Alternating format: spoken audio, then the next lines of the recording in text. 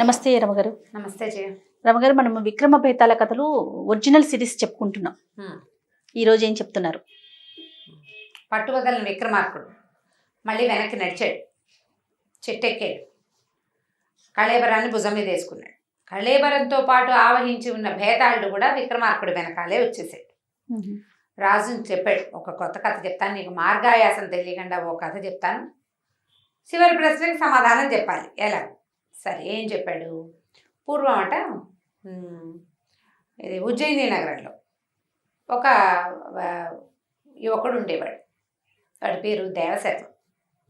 అయితే ఏమైందట, వాళ్ళ నాన్న చాలా ఉత్తముడు, చాలా ఆస్తి స్వాస్థ్య బోళ్ళను ఉన్నాయి వాళ్ళకి. ఆయన చాలా అతిలోక సౌందర్యవతి అయిన ఒక పిల్లని తెచ్చి వీడికి ఇచ్చి పెళ్లి చేశాడు. హరిశర్మ, దేవశర్మ గారి కొడుకు హరిశర్మ. హరిశర్మ మన కథకి హీరో. ఈ హరిశర్మకి ఎంత అందమైన పిల్లని తెచ్చి పెళ్లి చేశాడో ఆయన. అసలు మామూలు సౌందర్యం కాదట. ఇక భార్యాలోలత్వంగానే ఉండేవాడు అతను. ఆ పెళ్ళాన్ని వదిలిపెట్టకుండా, ఆమె అందాన్ని పట్టలేక.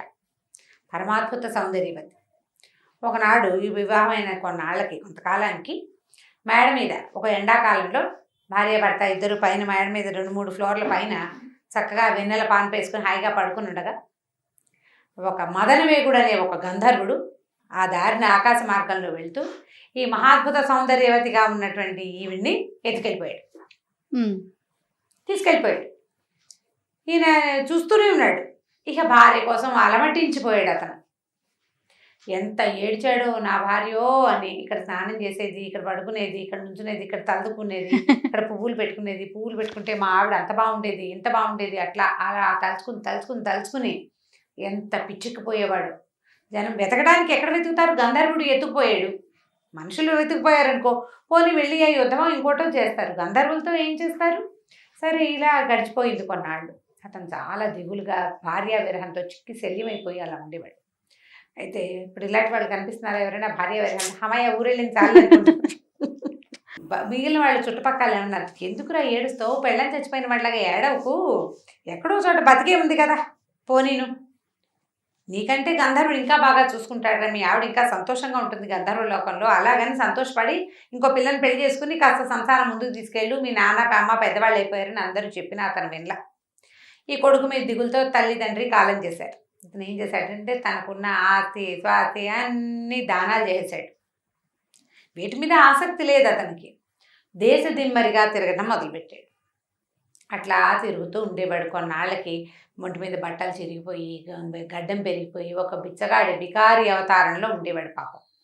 అట్లా తిరుగుతూ ఏదో ఒక నగరానికి చేరాడు. చేరితే ఏమైంది, ఇతను చేరిన ఆ నగరంలో ఒక సత్రం దగ్గరికి చేరాడు. ఆ సత్రం అధికారి పేరు పద్మనాభుడు. ఆ పూట ఆయన భార్య ఏదో నోము చేసుకుంటుంటే సరే చాలామందికి భోజనాలు పెట్టారు. సత్రం కూడా అన్నదాన సత్రాలు ఉంటాయి, రాజులు వాళ్ళు మెయింటైన్ చేసేవి, కొన్ని కుటుంబాల ట్రస్ట్లు మేనేజ్ చేసేవి అవి ఉంటాయి కదా. సరే, ఏమైంది, అందరి భోజనాలు అవి అవుతున్నాయి. సత్రం అధికారి భార్య బయట వచ్చి నుంచుంది ఆవిడ గుమ్మల్లో. సత్రము ఉంది, ఇల్లు ఉంది, పక్కనే ఉన్నాయి అన్నమాట. బయటకు వచ్చి నుంచుని చూస్తే ఈ బికారిగా దీనంగా ఉన్న అతను అరుగు మీద వచ్చి కూర్చున్నాడు ఈ హరిశర్మ. ఆవిడేమనుకుంది, అయ్యో పాపం అందరికీ ఏదో దరిపోయే వాళ్ళకి అన్నం పెడుతున్నాం, వీడు అసలు పాపం అన్నార్తుడు, ఇలాంటి వాడికి అన్నం పెడితే కదా మనకి పుణ్యం వచ్చేది అని సరే లోపలికి చూస్తే అప్పుడే అన్నాలు చివరి పెరుగన్నాల్లోకి వచ్చారు. అంతా విస్తర్లు, కొంతమంది లేచిన వాళ్ళు, కొంతమంది లేవని వాళ్ళు, గందరగోళంగా అంతా అంటూ మంగళం హైరాన్గా. ఆవిడేమనుకుంది, సరే గబగబా లోపలికి వెళ్ళి ఓ విస్తర్ నిండా చక్కగా పాయసం పెట్టి దాన్ని ధారాళంగా నెయ్యేసి పట్టుకొచ్చి ఈయనకి చేతిలో పెట్టింది. అయ్యా, మీరు ఆకలిగా ఉన్నట్టున్నారు, వెంటనే వడ్డించడానికి ఇంకా సత్రం అంతా శుభ్రం అవ్వలేదు, ఇంకా అన్నాలు తింటున్నారు, ఇంకా భోజనాలు చేస్తున్నారు, కొంతమంది లేచారు, ఎంగిలిగా ఉంది, అంచేత మీరేం చేస్తారంటే కొంచెం అవతలగా తీసుకెళ్ళి ఎక్కడైనా కూర్చుని స్థిమితంగా తినండి అని చెప్పింది. అంటే లేట్ అయిపోతుంది, నువ్వు ఆకలితో ఉన్నట్టున్నావు అని భావించి పళ్ళెలో పెట్టి చక్కగా నెయ్యి కూడా వేసి ఆకులో పెట్టి ఇచ్చింది. ఈయనది పుచ్చుకున్నాడు. సరే, ఎవరైనా అయాచితంగా అన్నం పెడితే తినద్దు, అన్నం తినాలి, అన్నాన్ని గౌరవించాలి. ఈ అన్నం పుచ్చుకుని వెళ్ళాడు. అక్కడ ఏదో ఒక దిగుడు బావి ఉంది. ఈ అన్నాన్ని ఆ గట్టు మీద పెట్టి దిగుడు బావిలోకి దిగాడు. కాళ్ళు చేతులు కట్టుకున్నాడు, మొహం మీద కాసిన నీళ్ళు చల్లుకున్నాడు, కాసిన మంచినీళ్ళు తాగాడు, లేచి పైకి వచ్చేసి పాయసం తిందాం అనుకున్నాడు. ఆవిడ ఏం చేసింది, ఆకులో పాయసం పెట్టింది, పైన నెయ్యేసింది. ఇంతలో ఒక విచిత్రం జరిగిందట.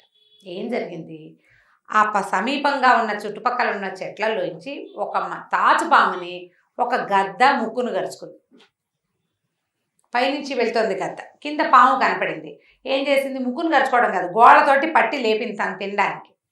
పాము విలవిల్లాడుతూ ఏం చేసింది? ఈ గద్ద తాలూకు కాళ్ళని చుట్టేసింది. గద్ద ఎగిరిపోతుంది, పాము దాని కాళ్ళని పట్టుకుని వేళ్లాడుతుంది. అయితే ఈ తన్నుకులాడుతున్నప్పుడు పాము కూరల్లోంచి విషం జారి ఆకాశం నుంచి భూమి మీదకి పడింది. ఆ పడ్డం ఎక్కడ పడింది? ఈయన పాయసంతో ఉన్న ఆకు పెట్టాడా, ఆ పాయసం మీద పడింది. పాము సర్పం తాలూకు విషం డైరెక్ట్గా. ఈయనకేం తెలుసు? ఈ పైన అన్నం నెయ్యి వేసింది కదా, చేయి కడుకు వచ్చాడు, ఒకసారి అంతా కలిసాడు, నెయ్యి ఉంది కదా, తినేసాడు. తినేస్తే ఒక 5 నిమిషాల్లో తెలిసిపోయింది అతనికి. లోపలికి ఏదో వెళ్ళకూడని పదార్థం వెళ్ళిపోయింది. కడుపులో నొప్పి, గొంతులో మంట, విలవిల్లాడిపోతున్నాడు, తణుకులాడిపోతున్నాడు ప్రాణం కోసం. అతనికి ఏం అర్థమైందంటే తను తిన్న ఆహారంలో విషం ఉంది అని అర్థమైంది. అట్లాగే ఎలాగో పడుతూ లేస్తూ ఆ సత్రం వాకిట్లోకి వెళ్ళి పడిపోయాడు. లోపల నుంచి వాళ్ళు పరిగెత్తుకొచ్చారు, ఆ పద్మనాభుడు భార్య. ఆయన ఏమైందంటే, అమ్మ మీరు పెట్టిన అన్నంలో విషం ఉందమ్మా, నేను చచ్చిపోతున్నాను, నాకు లోపల ఏదో అయిపోతుంది అన్నాడు. తన్నుకులాడిపోయాడు, మామూలుగా కాదు. ఇంకా ఒక 5-10 నిమిషాలు ఈలోపైంది. పద్మనాభుడు కంగారు పడి, ఇప్పుడు మనం 108కి ఫోన్ చేస్తాం, వైద్యుడి కోసం కబురు చేశాడు. అటు ఇటు గాబరాగా పరిగెత్తారు. విషం పెట్టడం ఏమిటి? పైగా ఈవిడ ఇట్లా ఎందుకు పెట్టింది? అందరికి లోపల సత్రంలో పెడతారు, వీడికి ఒక్కడికి ఆకులో పెట్టి ఎందుకు ఇచ్చింది అని చుట్టుపక్కల జనాలంతా నానా మాటలు మాట్లాడేసుకుంటారు కదా, రకరకాల మాటలు జరిగిపోతున్నాయి. సరే, ఇంకొక నిమిషంలో వైద్యుడు వస్తాడనగా ఈ హరిశర్మ కాస్త ప్రాణం వదిలిపెట్టేశాడు. అయ్యో, చచ్చిపోయాడు. చచ్చిపోయేసరికల్లా నిర్ఘాంతపోయారు జనం అంతా. ఈయన పద్మనాభుడు పాపిస్తాన, నీ వల్ల ఒక బ్రాహ్మడు చచ్చిపోయాడు, విషాన్ని ఎందుకు పెట్టావో నీ దగ్గర సమాధానం లేదు, బ్రాహ్మణ హత్యాపాతకం బ్రహ్మహత్యాపాతకం నా నెత్తికి చుట్టేవు నువ్వు. ఎందుకంటే భార్య పెట్టిందంటే భార్య తప్పులు భర్తవి, అంతే. భార్య ఖర్చు పెట్టే సంపదంతా భర్తది. ఈ పాపంలో నాకు భాగం ఇస్తావా నువ్వు? పో, నా ఇంట్లో నుంచి వెళ్ళిపోమన్నాడు. చుట్టుపక్కల జనమంతా హాహాకారాలు చేశారు. కానీ ఏమనాలి ఇప్పుడు? బ్రహ్మహత్యాపాతకం, జారిపోయే బ్రాహ్మణ్ణి పాయసం పెట్టి చంపేసింది ఆవిడ. నిర్ఘాంతపోయారు అంతా, ఏం చేయలేకపోయారు. ఆవిడ ఏడుస్తూ వెళ్ళిపోయింది ఇంట్లోంచి బయటికి. ఏడుస్తూ ఇంట్లోంచి బయటికి వెళ్ళిపోయింది. ప్రజలంతా ఏం చెప్పాలో తెలియకుండా మీదకుండిపోయారు. ఆ రాజభటులు వాళ్ళు వచ్చి ఇది చనిపోయినటువంటి హరిశర్మకి అంత్యక్రియలు అవి చేసేసారు. ఇప్పుడు భేతాళుడు అడుగుతున్నాడు. కథ చిన్నది, దీని మీద డిస్కస్ చేద్దాం మనం కొంచెం. రాజా, ఈ పాపం ఎవరిది? పద్మనాభుడి భార్యదా, గరుడ పక్షిదా, పాముదా? ఈ ముగ్గురులో ఎవరిది ఈ పాపం? పద్మనాభుడి భార్య అతనికి పాయసం ఇచ్చి అక్కడికి పంపకుండా ఉంటే సరిపోయేది. పాయసం మీద నెయ్యి వేసింది, నెయ్యి అనుకుని విషాన్ని కూడా కలిపేసుకున్నాడు అతను. ఇక్కడే ఇంకో 10 నిమిషాలు ఉండండి, వంటలు ఎంగిళ్ళు అయిపోయాక మీకు అన్నం పెడతానంటే సరిపోయేది. కానీ అన్నం ఇచ్చింది. పాము దాని విషాన్ని అది కక్కేసింది, దాన్ని పైకి తీసుకెళ్ళింది. పైనుంచి పాము విషం అన్నంలో పడేలాగా చేసింది గరుడ పక్షి. వీళ్ళ ముగ్గురులో ఎవరిది తప్పు చెప్పు, ఈ పాపం ఎవరికి అంటగట్టాలి మనం ఇప్పుడు? బ్రహ్మహత్యాపాతకం ఈ ముగ్గురులో ఎవరిది అని అడిగింది. ఎంత బాగుంది యుక్తిగా ప్రశ్న. అప్పుడు రాజుగారు చెప్పాడు, విక్రమార్కుడు ఏం చెప్పాడో ప్రేక్షకులను అడుగుదామా, మనమే చెప్దామా? ఇప్పుడు లైవ్ అయితే ప్రేక్షకుల నుంచి మనం ఆన్సర్ తీసుకునే వాళ్ళం, అవకాశం లేదు కాబట్టి మీరే చెప్పేసేయాలి. రాజు ఏం చెప్పాడంటే, వీళ్ళ ముగ్గురిది తప్పు కాదు. ఆవిడ అన్నార్తుడిని చూసి అన్నం పెట్టాలని భావించింది, తప్పు కాదు, ఆమెది తప్పు లేదు అసలు. గరుడ పక్షి తన తిండి కోసం పాముని పట్టుకుంది, లోక సహజమైన సంగతి. ఒక పాముని అది మంచి పర్వంలో ఉన్నప్పుడు ఎవరైనా పట్టుకుని పైకి లేవదీస్తే దాని నోట్లోంచి విషం అసంకల్పిత ప్రతీకార చర్యగా పడిపోతుంది. ఇప్పుడు పాముది కూడా తప్పు కాదు. ఈ ముగ్గురికి ఈ పాపం అంటదు. ఎవరైనా మూర్ఖుడు వీళ్ళ ముగ్గురులో ఎవరో ఒకళ్ళకి బ్రహ్మహత్యాపాతకాన్ని కనుక అంటగట్టాడో అది వాడికి వెళ్తుంది. ఇప్పుడు పద్మనాభుడికి వెళ్ళింది ఇది, చూసారా? ఇప్పుడు సత్రమధికారి అయినటువంటి పద్మనాభుడు ఏ సంబంధము లేని వాడికి అంటింది. ఎందుకంటే ఇలా కాకతాళీయంగా జరిగిన వాటిలలో ఒకళ్ళని దోషిగా చేయకూడదు. ఆ దోషిగా చేసే ప్రయత్నం కనుక ఎవరు చేస్తారో ఆ తప్పు వాళ్ళదవుతుంది.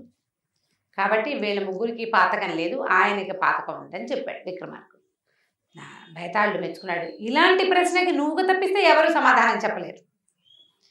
వ్యక్తుల వల్ల కాదు, ఇది మామూలు వాళ్ళ వల్ల కాదు, నువ్వు కాబట్టి ఇలాంటి ఆన్సర్ చెప్పావు, కానీ నువ్వు మౌనభంగం చేసావు, నేను వెళ్ళిపోతున్నాను అన్నాడు. వెళ్ళిపోతున్నానని వెళ్ళిపోయాడు. ఇప్పుడు వీడు ఈ హరిశర్మ అనేవాడు వాళ్ళ ఊళ్ళో ఉంటే పోయేవాడా కాదు, ఎలాగోలాగా ఉండేవాడు, బతికేవాడు. ఓ భార్య పోతే ఇంకో పెళ్లి చేసుకుంటే సరిపోయేది. జీవితంలో ముందుకెళ్ళాలి కదా, వెళ్ళకుండా పో అని భార్య వద్దు, నీ ఇంట్లోనే నీ వాకిట్లోనే నువ్వు ఉంటే పోయేది. దేశ దిమ్మరి అవటం కూడా అతని తప్పు, చావడానికి ఆ ఊరు వెళ్ళినట్టు అయ్యింది కదా. మనం సాధారణంగా ఇలా చాలా విషయాలు మన దగ్గర జీవితంలో జరుగుతూ ఉంటాయి. మనం వీళ్ళ వల్లే వాళ్ళ వల్లే వీళ్ళు ఇంకొకరిని మొదలెట్టి నిందిస్తూ ఉంటాం, ఎవరో ఒకళ్ళకి దీన్ని ఆపాదించుతాం, ఆ బాధ్యుల్ని చేయడానికి ట్రై చేస్తాం. మనం ఎవరో ఒకళ్ళు ఆ బాధ్యత తీసుకోవాలని అనుకుంటాం, కాలానికి దాన్ని వదిలిపెట్టేయాలి. ఇది ఒక మిస్టేక్ ఒకటి జరుగుతుంది, ఆ జరిగిన దానికి ఏ ఒక్కళ్ళు బాధ్యులు కాకుండా పోతారు. ఇది ఇలా జరగకపోతే అది అలా జరిగేది కాదు, అది అలా జరగకపోతే ఇంకోలా జరిగేది కాదు, అది అట్లా జరగడం క్యాజువల్గా జరిగింది అంతే. కాబట్టి ఒకరిని బాధ్యుల్ని చేయటం కానీ ఎవరో ఒకళ్ళకి తప్పును అంటగట్టేయటం, ఆపాదించేయటం అది చెయ్యకూడదు. విక్రమార్కుడు చెప్పిన పాయింట్, ఆపాదించిన వాడు ఎవడుంటాడో ఆ తప్పు వాళ్ళదే అవుతుంది, చాలా బాగుంది, మన మీద ఉండిపోతుంది అన్నమాట. కాబట్టి ఎప్పుడైనా ఇలాంటి దుస్సంఘటనలు జరిగినప్పుడు తప్పెవరిది అనేది కొంచెం కూలంకషంగా ఆలోచించిన నింద వేయకూడదు అన్నమాట. చాలా బాగుంది రమ్మగారు, రైట్ రమ్మగారు. నమస్తే. నమస్తే.